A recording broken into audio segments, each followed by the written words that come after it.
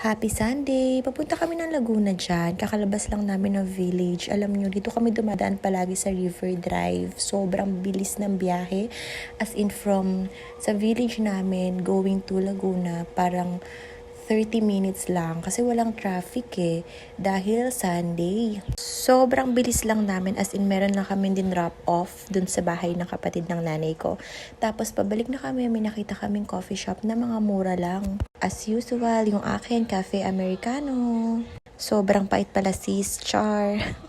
At ayun na nga, pabalik na kami na Las Piñas. Dapat kasi mag-SM Santa Rosa kami pero sobrang traffic pala doon. Kaya naman, naisipan namin na mag-SM South Mall na lang. Bumili kami ng extra school shoes ni Marcos. Yung mura lang kasi malapit na mag-end yung school year.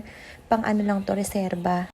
Alam niyo ba guys na hindi ako marunong magkilay, kaya naman pumunta ako dito sa suki ko sa Brow Lounge para ipaayos ang aking kilay. Bali, brow shaping yung pinagawa ko dito kasi nga talagang sobrang kapal na and kalat-kalat na yung mga tumutubong buhok. At ito na yung result, namumula-mula pa, bawal pa itong basain after 4 hours, kaya tiis ganda. And syempre, nagutom na kami, kaya naman dumiretso na kami dito sa food court. Sa food court namin naisipan kumain para naman maraming mga pagpipilian.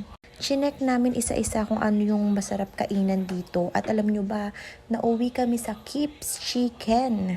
Pero syempre, out of curiosity, nakita ko tong palabok. Actually, dapat pusit negrang palabok ang orderin ko kaso out of stock. Kaya naman napunta na lang sa sisig palabok. Medyo maalat. At pumila na nga yung asawa ko dito sa Kips Chicken. Alam niyo ba, ang sarap dito. Talagang classic na classic yung lasa niya. And affordable pa rin naman. Yun nga lang medyo napansin ko, lumiit yung chicken nila. Pero ang sarap pa rin ng salad. Balik ko naman sa table namin, nakita ko tong chicken feet at beef spare ribs. Ang sarap. Syempre, para may sabaw, pumunta ako dito sa Ted's La Paz Batchoy para umorder ng old-timer batchoy nila. Saktong-sakto lang yung timpla, hindi maalat, hindi matabang, sakto lang. At ito na nga, kainan time. Papahuli pa ba kami? Sa dami ng in-order namin, naubos namin yan lahat. Talagang nagutom kami sa biyahe. After namin kumain, pumunta naman kami dito sa Fully Booked para magtingin-tingin ng comics. Nakakatuwa o nakakita kami ng Archie na comics. Kaya bumili kami niyan. Tapos ayun na nga, pauwi na kami. Good luck sa traffic. Have a wonderful Sunday. Bye!